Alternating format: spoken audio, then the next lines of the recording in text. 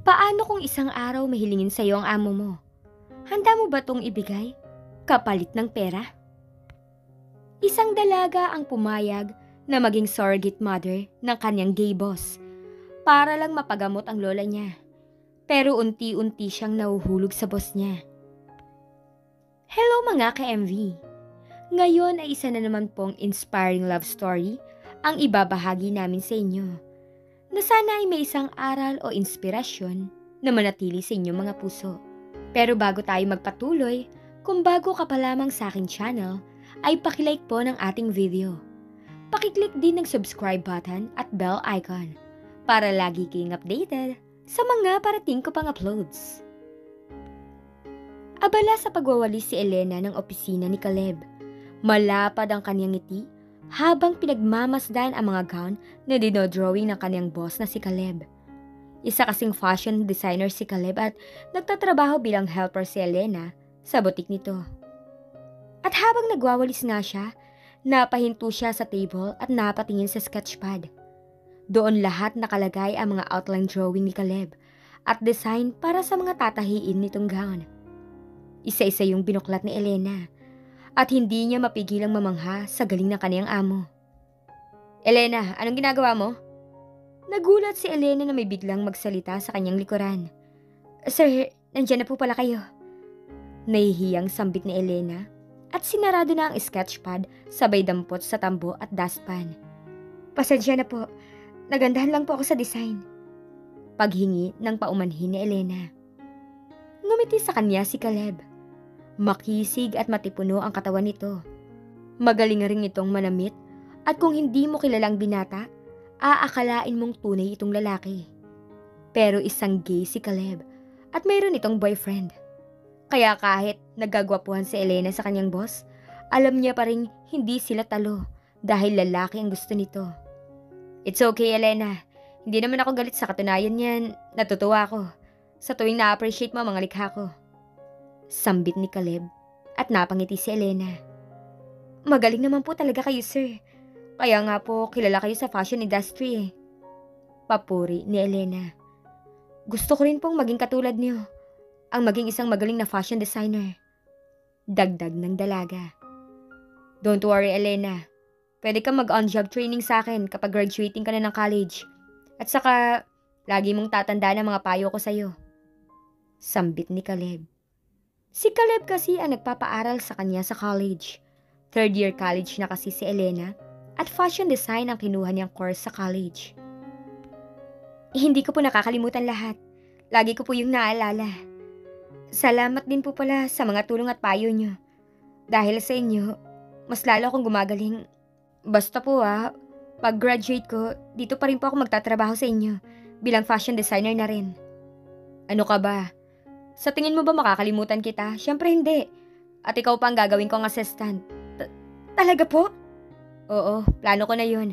Gagawin kitang assistant pagka-graduate mo. Bale, isasama kita sa mga bigating kong kliyente. At para mas marami ka ring makasalamuha at matutunan sa ganitong industriya.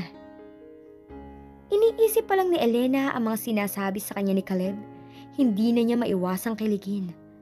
Marami na siyang nakitang mga artista na pumupunta sa opisina ni Caleb. Pero yung siya mismo ang kakausap sa mga ito at magde-design ng mga susuotin nila, parang gusto na niyang magtatalon sa tuwa. Umuwi na si Elena sa kanilang bahay. Tanging lola na lamang niya ang kaniyang kasama dahil ang ama at ina niya maagang pumanaw. Lola, nandito na po ako. Pagtawag ni Elena sa lola niya. Nasa kusina ako, Ena. Sigaw ng kanyang lola kaya mabilis na naglakad si Elena papuntang kusina. Wow, nagluluto si Lola. Ano pong niluluto niyo, Lola? Adobong baboy na pinatuyo. Alam kong favorite mo to, kaya ito ang niluto ko. Naks talaga, kaya mahal na mahal kita, Lola eh. Lumapit si Elena sa kanyang lola at niyakap niya ito ng patalikod. Hay nako, Elena, umalis ka nga dyan sa likod ko at hindi pa ako tapos magluto. Ito naman si Lola, nanlalambing lang eh. Nakangusong sagot ni Elena. Humarap sa kanya ang lola puring niya at tinaasan siya ng kilay. Nanlalambing ba o may kailangan ka lang? Napangiwi si Elena sa sinabi ng kanyang lola. La, kapag nilalambing ka dapat laging may kailangan ako? Tatampo na ako sa iyo eh. Hindi ba pwedeng malambing lang talaga akong apo? Sambit ni Elena habang tumataas baba ang kaniyang mga kilay. Natawa naman si Puring sa kakulitan ng kaniyang apo. Ikaw talagang bata ka. Napakakulit mo. Pailing-iling na sambit ni Puring sa apo niyang si Elena. Kamusta nga pala ang trabaho mo kay Sir Caleb? Baka nagpapakapasaway ka sa kanya ha? Isipin mong malaki ang tinutulong niya sa atin, lalo na sa pag-aaral mo iha. Kaya dapat maging mabait ka kay Sir Caleb. Payo ng kaniyang lola. La, hindi po ako nagpapasaway kay Sir. Sa totoo niyan, ako ang pinakamabait niyang tauhan. Pagyayabang ni Elena. Talagang ikaw lang? Dahil ikaw lang naman talagang tauhan ni Caleb at wala nang iba. Pambabara sa kanya ng lola po rin niya at mumuso lamang siya. Eto naman si Lola, ang tanda-tanda na pero ang hilig mambara. Maedad na rin naman ang lola ni Elena. Nasa 62 years old na ito. Pero kahit ganon, makikita mo pa rin malusog at malakas ang lola po rin niya. Ito rin ang tumaguyod sa kanya noong nag-aaral pa siya ng high school. Mayroon kasi silang maliit na pesto sa palengke na gulayan at natulong siya sa lola niya kapag wala siyang pasok dati. Isang taon na lang apo gagraduate ka na at sigurado akong gaganda na ang buhay mo. Wika ni Puring sa gitna ng pagkain nila. Anong buhay ko, Lola? Buhay natin. Kaya nga ako nagsusumikap para umayos ang buhay natin. Hayaan mo la, kapag may full-time job na ako kay Sir Caleb, lahat ng gusto mo bibilhin natin. At hindi ka na rin magtitinda sa palengke dahil dito ka na sa bahay at ikaw ang donya. Pagbibiro ni Elena sa kanyang lola. Malapad na napangiti si Puring dahil alam niyang napalaki niya ng maayos si Elena. Isang magalang at mabait na bata ang kanyang apo. Sige, promise mo yan ha. Gusto kong humihiga na ako sa pera. Ay, sa barya pa lang kaya ko lola eh. Pero yung mga lilibuhin na pera, baka pagputi pa ng uwak mangyari yun. Napuno ng tawanan ang kanilang hapagkainan dahil sa biro ni Elena. Ikaw talaga, 22 years old ka na pero puro ka pa rin kalokohan. Kaya hindi ka nagkakasyota eh. Lola, hindi na po uso ang syota term ngayon. Masyadong makaluma. Uso ngayon, jowa. At isa pa, wala pa akong balak no. Baka mamaya buntisin lang nila ako. E di nagkaanak ako nang wala sa oras. Ayoko nga nun. Pero hindi ka na bumabata, apo. Darating ka rin sa panahon ng pag-aasawa at pagkakaroon ng anak. Pero hindi ko sinabing gawin mo agad. Mas maganda pa rin may maganda kang trabaho at nakapagtapos ka ng pag-aaral. Lola, kung darating po yan, edi darating. Pero ngayon, hindi ko pa carry bells. Mahirap kayang bumuo ng pamilya sa panahon ngayon. Lalo na maraming nababalitaan sa social media na binubugbog yung mga babae na kanilang asawa. Paano kung yung lalaki mapili ko, nananakit pala? Ayoko nun. Nakakatakot. Parang nangilabot si Elena sa sarili niyang sinabi. Natawa na lamang ang kanyang lola sa mga sinasabi niya at napapailing. Siyempre iha, bago mo asawahin dapat kilalanin mo muna. At nandito naman ako para kilatisin ang lalaking mamahalin mo. Ano sa tingin mo sa akin tatahimik sa tabi? Aba, hindi maaari yun. Kapag sinaktan ka ng lalaking aasawahin mo, huwag ka mag-alala po. Nandito ako para dalhin sila sa huling hantungan nila. Pagbabanta ni Puring. Binaba ni Elena ang kanyang kutsara sabay thumbs up sa lola niya. The best lola ka talaga ever. Papuri ni Elena. Mas pinagbutihan ni Elena ang kanyang pag-aaral. Kay Caleb siya nag-on-job training at ngayon hindi mapagsidla ng saya niya dahil graduation na nila. Elena, bilisan mo nga dyan at baka mahuli tayo sa graduation mo. Sambit ng lola ni Elena. La naman ang aga-aga pa po. Baka sa sobrang excited nyo, wala pa tayong madatnan doon na tao. Saka hindi naman po tatakbo ang pupuntahan natin eh. Isang kurot naman ang ibinigay sa kanya ni Puring. Aray naman la, masakit po kaya yung kurot mo? Daing ni Elena. Sino ang hindi dapat excited? Graduation mo na iha, kaya dapat excited ako. Saka nga pala, di ba sasama si Sir Caleb sa graduation mo? Opo, susunduin niya daw po tayo. Kaya chillax ka lang dyan la. Makakarating rin tayo sa venue ng graduation ko. At sabay pa silang napalingon nang makarinig ng katok mula sa pintuan. Yan na po yata si Sir Caleb la. Wika ni Elena. Siya, sige, ako na ang magbubukas ng pinto. At ikaw, bilisan mo dyan at mag-ayos ka na. Binilisan nga ni Elena ang ginagawa niyang pagayos sa kanyang sarili. Wala naman kasi siyang pambayad sa makeup artist, kaya sariling sikap na lang ang ginawa niya. Ilang beses pa siyang tumingin sa salamin bago siya lumabas ng kanyang kwarto. Naabutan niyang nakaupo si Caleb sa monoblock na sofa sa sala, habang kausap ni Caleb ang lola puring niya. Nandito na pala si Elena. Sambit ng lola puring niya at napatayo si Caleb sa kanyang inuupuan habang nakatingin kay Elena. Ay Sir Caleb, sorry po natagalan. Okay lang, nag-uusap rin naman kami ni Lola Puring. Sagot ni Caleb. Kumunot naman ang noo ng boss niya habang nakatingin ito sa kanya. May problema po ba? Tanong ni Elena. Humakbang si Caleb palapit sa kinatatayuan niya at napatuwid ang tayo ni Elena nung huminto si Caleb sa harapan niya. Bakit po? Tanong muli ni Elena. Pero imbis na sagot ang marinig niya, agad tinaas ni Caleb ang isang kamay nito at dumapo sa buhok niya. You are now a fashion designer. So dapat ngayon pa lang, you should know how to look presentable to everyone. At kahit buhok lang yan, dapat maayos pa rin tingnan. Bili ni Caleb habang inaayos ang medyo magulong buhok ni Elena. Thank you po sir. Tatandaan ko po yan. You're welcome darling. Tara na. At baka maabutan pa tayo ng heavy traffic sa highway. Umalis na nga sila Elena. Nasa passenger seat si Elena at sa back seat naman ang lola puring niya. Habang si Caleb, siya ang nagda-drive. Are you excited? Tanong ni Caleb sa kanya habang nasa loob sila ng sasakyan. Sobra po sir. Finally, gagraduate na rin ako. Thank you po sa inyo sir ha. Isa kayo sa dahilan bakit ko narating yung pangarap ko. At syempre, sa inyo rin po lola puring. Salamat sa inyong dalawa. Nako apo. Pinaghirapan mo lahat ang nakakamtan mo ngayon. Siguro naging inspirasyon mo lang kami pero ikaw talaga ang rason bakit ka gagraduate ngayon. Sambit ni Lola Puring. Lola Puring is right. That's all your hard work. Tinulungan lang kita para maabot mo ang pangarap mo pero pinaghirapan mo lahat ang narating mo ngayon. Kaya be proud of yourself. At sobrang proud din ako sa'yo dahil hindi mo kami binigo. Saad ni Caleb na nagpangiti kay Elena. Nakarating na nga sila sa venue ng graduation. Sobrang saya ni Elena nung mahawakan na niya ang kanyang diploma. Nagkaroon din siya ng mga academics award. Kaya nung lumapit siya sa lola at kay Caleb, hindi mawala ang ngiti sa kanyang labi. Ang galing mo talaga, apo. Akalain mo yun, may mga award ka pang nakuha. Papuri ni Lola Puring sa kanya. Salamat la, para sa inyo po talaga ito. Wika ni Elena at sabay tanggal ng medalya sa kanyang leeg at sinuot yun sa lola puring niya.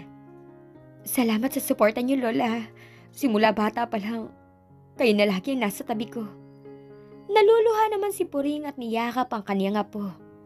Masaya akong nakapagtapos ka ng pag-aaral apo at nagpursigi ka pa sa buhay.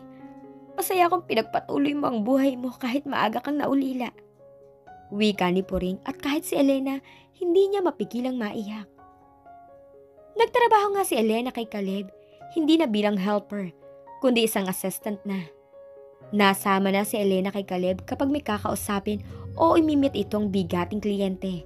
Pati na rin sa mga pinupuntahan ni Caleb na mga fashion show event ay kasama na nga rin siya.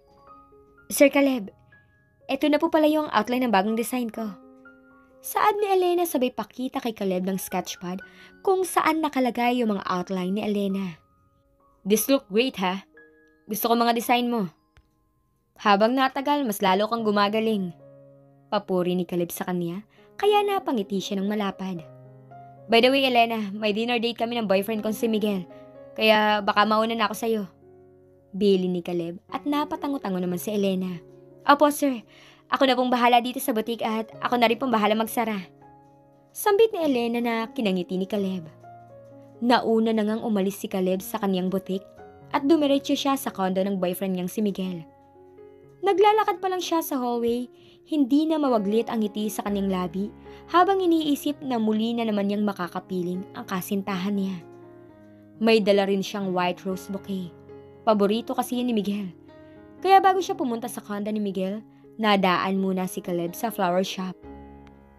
Hi babe, hindi ka pa rin naliligo? Tanong ni Caleb at tiningnan niya mula ulo hanggang paa si Miguel na abalang nagluluto sa kusina. Wait lang babe, may naasikaso lang ako. Para naman mamaya wala nang abalang mangyayari. I want to enjoy our moment. Lalo na anniversary natin ngayon. Sambit ni Miguel na kinangiti ni Caleb. Isa kasing chef si Miguel. May sarili na itong restaurant at si Miguel mismo ang nagluluto sa restaurant niya. Napasandal si Caleb sa pader habang pinapanood niya ang kanyang boyfriend na nagluluto ng kakainin nila para sa kanilang dinner date. Napagdesisyonan kasi nila sa condo na lang ni Miguel sila mag-celebrate ng anniversary nila. Ang ganda nitong white rose na dala mo ah. I love you. Lagi mo talaga akong binibigyan nito. Of course, mahal kita kaya lahat ng gusto mo ibibigay ko. Matamis namang ngumiti si Miguel at lumapit sa kanya at niyakap siya ng mahigpit.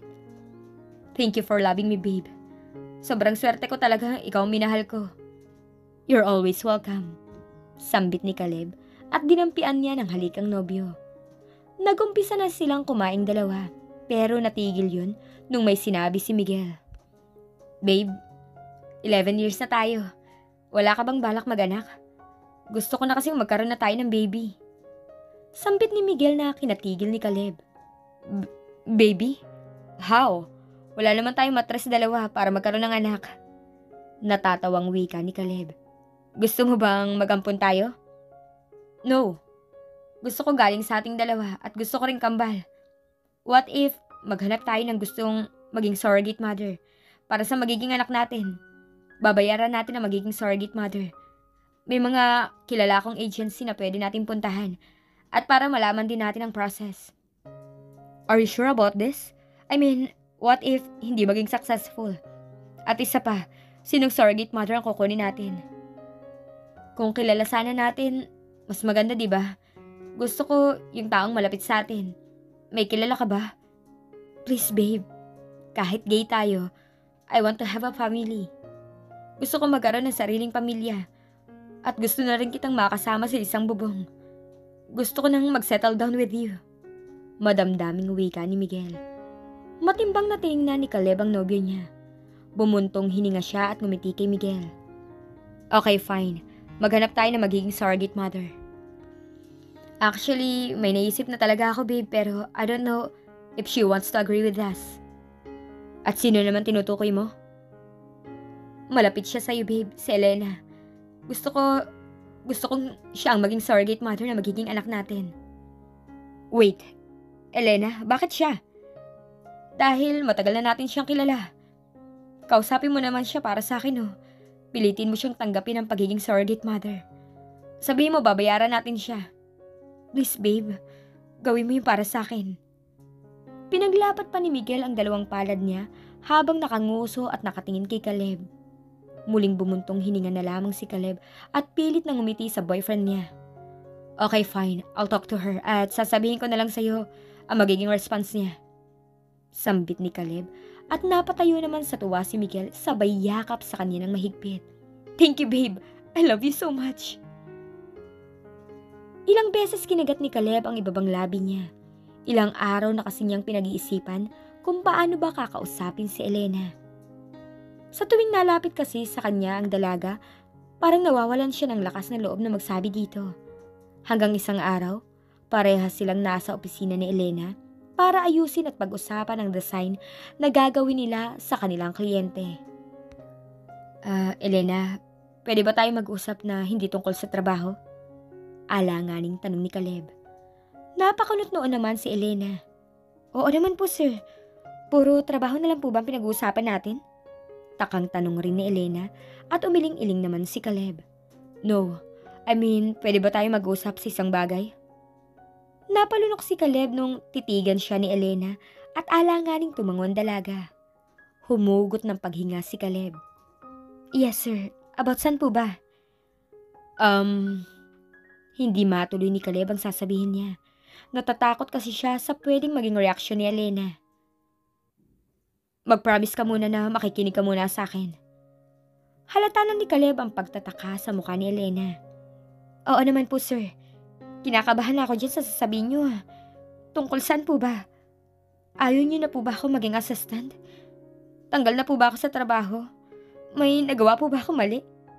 Sunod-sunod na tanong ni Elena at umiling naman agad si Caleb. Hindi dahil doon. Magaling ka sa trabaho mo kaya hindi yun tungkol doon. Bakas sa mukha ni Elena paghinga ng maluwag. Akala ko naman po tungkol doon. Kabado 20 na po ako dito kanina pa eh. Turan ni Elena. Bale kung hindi po doon, tungkol saan po ba?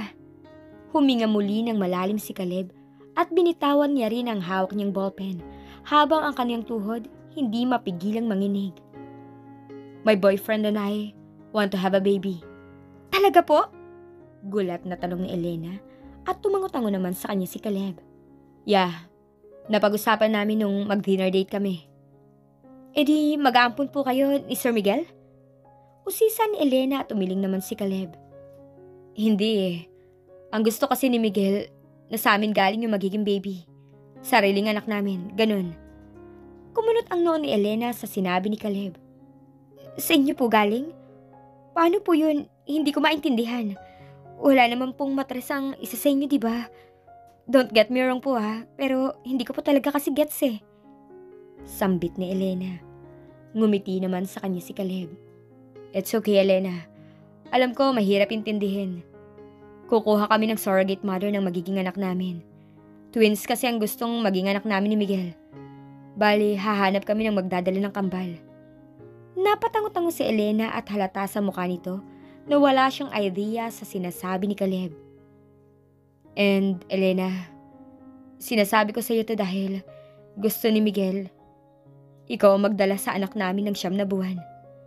Kagatlabing dagdag ni Caleb at muntikan pang malaglag si Elena sa kinauupuan niyang office chair.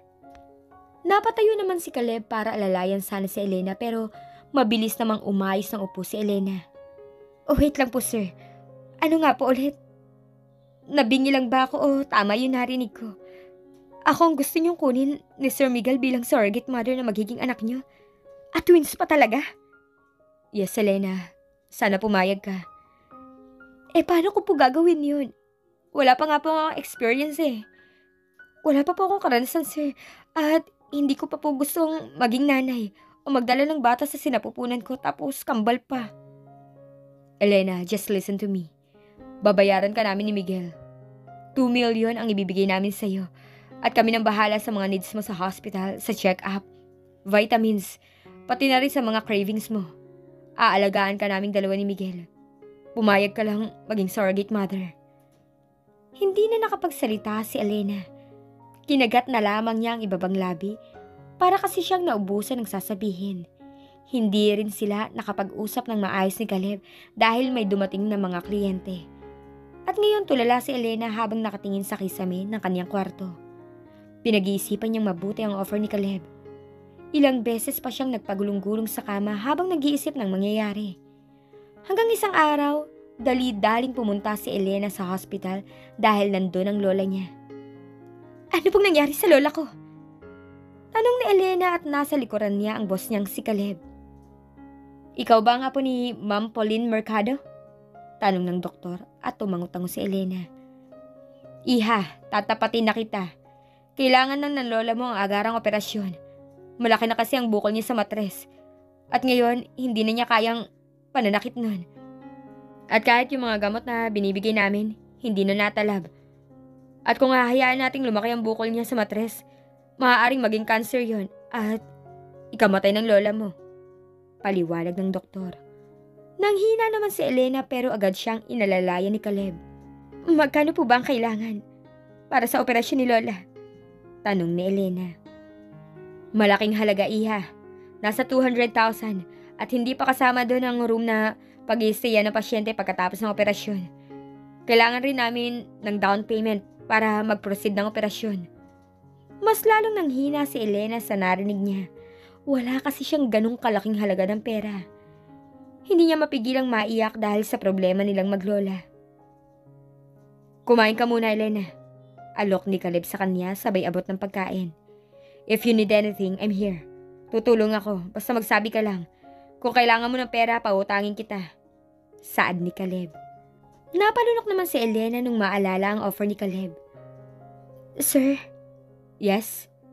Yung tungkol po dun sa sinabi niyo nung nakaraan, paano po ba yun gagawin? Ano pong gagawin doon? Tanong ni Elena. Wait, pinag-iisipan mo na? Elena, masyado lang akong naging maraming iniisip nung nakaraan kaya nasabi ko yun sa'yo. Huwag mong pilitin ang sarili mo kung hindi mo gusto. Kung ayaw mo okay lang, papautangin pa rin naman kita. Umiling-iling si Elena at pinahid ang mga luha sa kanyang pisngi, sabay ngiti kay Caleb. Hindi po sir, nakapag-decide na po ako. Pumapayag na po ako sa gusto niyo. Ako na ang magdadala ng kambal niyo ni Sir Miguel. Saad ni Elena na nagpatigil kay Caleb. Sure ka ba sa desisyon mo? Hindi ka ba nagdadalawang isip? Hindi po sir, sigurado na po ako. Gusto ko po dalhin sa sinapupunan ko ang magiging anak niyo. Sambit ni Elena at tiningnan niyang mabuti si Caleb. Natuloy na nga ang operasyon ni Lola Puring. Mabilis lang din itong nakarecover sa hospital kaya 1 linggo pa lang umuwi na sila ni Elena kasama ang lola niya. La, inumin niyo po itong mga gamot niyo ha. Saka wag po muna kayong magkikilos. Bilin ni Elena sa lola niya. Sigurado ka ba sa desisyon mo, Apo? Gusto mong dalhin ang magiging anak ng boss mo? Apo, kung hindi mo kaya o ayaw mo, pwede mo namang sabihin sa kanilang ayaw mo, hindi ba? Babayaran na lang natin yung nagastos nila sa hospital. Ngumiti si Elena at tumabi sa kanyang lola. Hinawakan ni Elena ang kamay ng lola niya at hinaplos yun. Lola, sigurado na po ako. At gusto ko rin makabawi kay Sir Caleb sa lahat ng naitulong niya sa akin. Maliit na bagay lang po yun. Huwag po kayong mag-alala, hindi po ako nagsisisi. Sambit ni Elena. Nag-aalala lang ako para sa iyo po. Alam mong pagtapos mo, iluwal ang 2 magiging bata sa sinapupunan mo. Hindi mo sila matatawag na anak o sariling iyo. Dahil ikaw lang ang magdadala sa kanila sa sinapupunan mo at hindi ikaw ang totoong ina. Alam ko naman po yun, La. Handa po ako sa mga pwedeng mangyari kapag nanganak ako. Hindi ko sila anak, surrogate mother lang ako. At hindi mo rin masasabing hindi ka mapapamahal sa supling na dadalhin mo sa tiyan mo. Hindi mo sila maipaglalaban dahil wala kang karapatan sa kanila. Apo, marami pang ibang paraan. Sambit ni Puring. La, hindi po ako magsisisi. Promise. Kaya wag na po kayo mag-alala. Sambit ni Elena at bumuntong hininga na lamang si Lola Puring. Nasabi na kasi ni Elena ang plano niya bilang surrogate mother para kila Caleb at Miguel. Ilang araw pa siyang kinulit ng lola niya na mag-back out pero buo na ang desisyon ni Elena. Natuloy nga ang plano na pagiging surrogate mom ni Elena. Doon muna siya tumira sa bahay ni Caleb. Si Caleb at Miguel ang nag-aalaga sa kanya habang nagbubuntis siya. Elena, anong gusto mo kainin? Tanong ni Caleb kay Elena. Gusto ko ng chicken feet, Sir Caleb. Sagot ni Elena. Chicken feet? Nauutal na tanong ni Caleb at mabilis namang tumango si Elena. Opo sir, tapos yung inadobo po siya at maraming sili. Dagdag ni Elena. Hindi ba makakasama sa baby yan? Tanong ni Caleb. Pwedeng iba na lang Elena yung mas masustansya. Mukhahin ni Caleb at ngumuso naman si Elena na parabang naiiyak dahil sa pagtanggi sa kanya ni Caleb. Okay po sir, kayo po masusunod. Malungkot na tinig na wika ni Elena at tinalikuran na si Caleb. Dali-dali namang naglakad si Caleb upang mahabol si Elena. Hinawakan ni Caleb ang kamay ni Elena at pinigilan ito. Wait Elena. Nabigla si Caleb nung makita niyang umiiyak si Elena nung humarap to sa kanya. Bakit ka umiiyak? May nasabi ba ako mali? Alalang tanong ni Caleb. Sumingot-singot si Elena bago magsalita. Wala po sir. Sige po. Pupunta na po ako sa kwarto ko para magpahinga. May himig na pagtatampong wika ni Elena. Okay, sige fine. Do you want chicken feet adobo, yung super duper spicy? Pagtatanong ni Caleb at parang kuminang ang mga mata ni Elena at ngumuso kay Caleb. Opo, gusto ko kumain nun. Para kasi akong natatakam sa chicken feet adobo. Please sir. Pagmamakaawa ni Elena. Bumuntong hininga na lamang si Caleb at ngumiti kay Elena. Okay, sige na, bibili na ako. Pupunta akong bayan. Gusto mo sumama? Tanong sa kanya ni Caleb at agad namang tumango si Elena. Habang nasa biyahe si Caleb, Malawak ang ngiti ni Elena na para bang isang batang excited na gustong bumili ng laruan. Napailing-iling na lamang si Caleb habang nakatingin kay Elena at hindi niya rin maiwasang mapangiti. Mabilis lang din silang nakapamili sa bayan at pagka-uwi nila agad yung niluto ni Caleb. "Thank you po Sir Caleb ha!" Masayang sambit ni Elena at nilantaka ng chicken feet na nasa isang mangkok. "Ayaw mo ba ng rice?" Tanong ni Caleb at umiling lamang si Elena.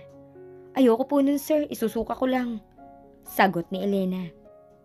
Ganun ba? By the way Elena, drop the po at sir. Wala naman tayo sa opisina. Kaya okay lang sa akin kung Caleb na lang ay tawag mo sa akin. Total, nandito naman tayo sa bahay. Mungkahi ni Caleb. "Sige po sir." Sagot ni Elena at napatakip pa siya na kanyang bibig. "Caleb pala, sorry." Paghinging tawad ni Elena at natawa naman si Caleb. "Ayos lang yan, basta sanayan mo ng sarili mong tawagin akong Caleb, okay?" Napatango-tango naman si Elena at ngumiti ng malapad kay Caleb. Lagi ngang inaalagaan ni Caleb si Elena. Sa tuwing may mga kailangan ng dalaga, si Caleb ang nagawa at nakuha nun. "May kailangan ka pa ba, Elena?" Tanong ni Caleb nung ilapag nito ang isang basong gatas sa side table ni Elena. "Wala na Caleb, salamat sa pagtimpla ng gatas." Pagpapasalamat ni Elena. "Wala yun, basta kapag may kailangan ka, sabihan mo ako para magawa ko kaagad maliwanag." Napatango-tango naman si Elena sa sinabi ni Caleb. "Oo, alam ko maaga pa para bukas kaya matulog ka na." Sambit ni Elena at ngumiti sa kanya si Caleb. Nagulat pa siya nung umupo si Caleb sa kama para haplusin ang tiyan ni Elena. "Pwede ko bang halikan ng tummy mo? Gusto ko lang pakinggan din ang tibok ng baby." Pagpapaalam ni Caleb. Hindi maiwasang pagpulahan ng pisngi si Elena kahit nahihiya siya. Tumango pa rin si Elena at pumayag siya sa gusto ni Caleb. "Naririnig ko ang tibok nila." Natutuwang sambit ni Caleb. "Kailan ba sila gagalaw?" "Ang sabi po ng OB ko, hindi pa daw magalaw ang baby kapag 3 months. Pero maririnig mo na yung pitik ng bata o yung tibok nito." Excited na ako makitang gumagalaw sila. "Matagal-tagal pa yun, Caleb. Mga ilang buwan pa, siguro mga 7 months pa raw. Doon kasi mas nagalaw ang mga bata, lalo na kapag first time mom." "Ganun ba? Ay, ang tagal pa nga." Ngumuso na lamang si Caleb at natawa si Elena dahil sa naging reaksyon ni Caleb. Pinagmasdan niya ang kanyang boss na pinapakinggan ang tibok ng kambal na nasa sinapupunan niya. Hindi maiwasang mapangiti ni Elena habang pinapanood si Caleb. Pakiramdam niya kasi kung straight na tao lamang si Caleb, magiging isang mabuting asawa at ama ito sa magiging pamilya niya. "Babe, where's Elena?" Rinig ni Elena ang boses ni Miguel na kararating lang sa bahay ni Caleb. "Nasa kwarto babe, puntahan mo na lang doon." Sagot naman ni Caleb. Papunta na sana si Miguel sa kwarto ni Elena nung lumabas ang dalaga at nagpakita sa magkasintahan. "Nandito na ako," sambit ni Elena. Malapad na ngumiti si Miguel at lumapit sa kanya. "Eto pala Elena, binili ko. Dress yan, magagamit mo habang buntis ka pa. Pati mga vitamins nandyan na rin. Pinahihirapan ka ba ni Caleb?" Taas kilay na tanong ni Miguel. Natawa naman si Elena at umiling kay Miguel. "Hindi naman, inaalagaan ako ni Caleb." "Aba, mabuti naman. Ayoko mahirapan ang nagdadala sa babies ko. Kailan ba check up mo?" Tanong ni Miguel. "Sa next Wednesday." "Ano ba yan, sayang? Hindi ko na naman kayo masasamahan. May catering event kasi ako nun eh." Nakangusong wika ni Miguel at sumabat naman si Caleb. "I'm here naman babe. So don't worry, I'll go with Elena for her check-up." "Ay, sorry babe ah. Hectic ng schedule. Maraming catering kami ngayon sa restaurant. Babawi ako pagtapos ng event sa restaurant." Saad ni Miguel. "Okay lang babe, unahin mo yun. At sayang rin naman kung iiwan mo. Ako na ang bahala kay Elena. Hindi ko naman siya pababayaan." Lumapit si Miguel kay Caleb at niyakap niya ito mula sa likuran sabay halik sa pisngi. "Thank you babe ha, for understanding. I love you. Babawi talaga ako next time, promise." Pangako ni Miguel. Si Caleb nga ang sumama kay Elena papunta sa OB. Hindi mapagsidla ng tuwa ni Caleb habang inu-ultrasound si Elena. 4 na buwan na kasi ang tiyan ni Elena at pelvic ultrasound ang ginagawa ngayon kay Elena. "Makikita na po ba yung gender ng twins?" Tanong ni Caleb. Pwede na nating malaman, sir, pero hindi pa siya ganun kakita. Siguro mga 6 months, mas makikita ng gender ng anak niyo. Saad ng OB. Pagkatapos ng check-up ni Elena, dumiretso sila sa drive-thru. Anong gusto mo, Elena? Gusto ko fries at Coke float. Yun, pati na ice cream. Saad ni Elena na parang bata. 2 large fries ang in-order ni Caleb, pati na rin ice cream at Coke float. Ilang beses pang napapalingon si Caleb kay Elena habang kumakain ito at sunod-sunod ang subo. Dahan-dahan lang, Elena, baka mabulunan ka. Ang sarap po kasi, sir, eh. Ayaw niyo po ba? Madami naman po ang binili niyo, di ba? Later ako kakain. Magdadrive muna ako para safe tayong dalawa.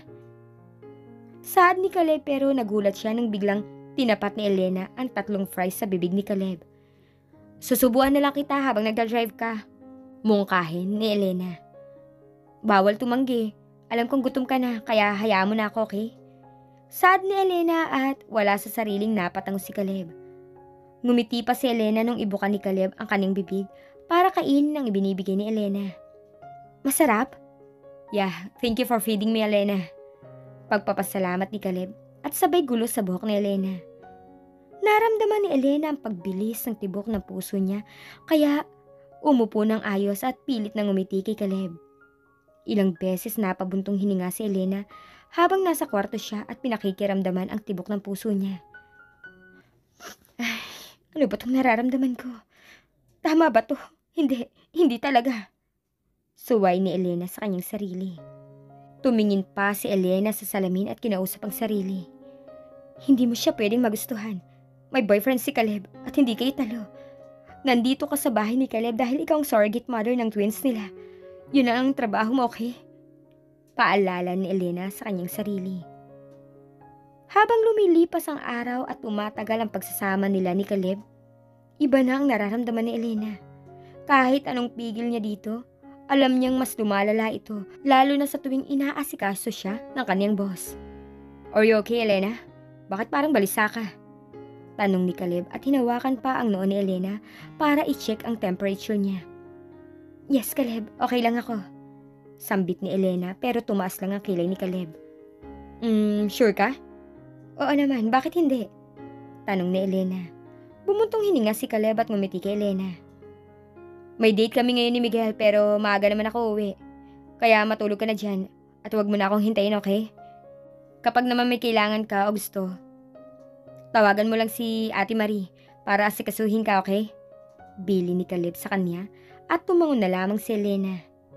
Nakaramdam kasi siya ng selos sa sinabi ni Caleb. Gusto niya itong pigilan at sabing huwag umalis dahil mas kailangan niya ang presensya nito. Ngunit nahihiya siya. Anong oras ka uwi? Pagtatanong ni Elena. Tumingin naman sa kanya si Caleb at ngumiti. Siguro mga 9 or 10. Kaya nga mauna ka na matulog. Ano bang gusto mong bilhin ko?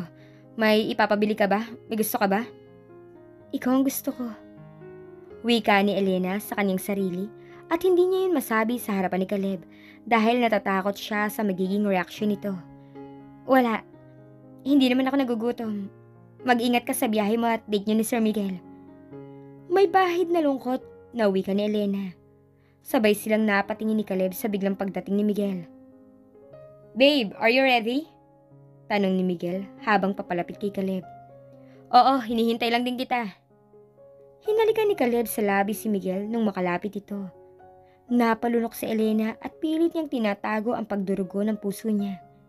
Gusto niyang matawa sa kanyang sarili dahil ngayon alam na niya ang tamang sagot sa nararamdaman niya para kay Caleb. Unti-unti na niyang minamahal ang boss niya. Hindi niya alam paano yun nagumpisa pero hindi niya rin alam paano yun tatapusin. Dahil alam niyang sa bandang huli siya ang talo. Dahil isa lang naman ang trabaho niya. Yun ang dalhin ng kampal ng boss niyang si Caleb. At alam niyang dapat ngayon pa lang pigilan niya na ang dapat pigilan. Because she's only carrying her boss twins. And that's her job.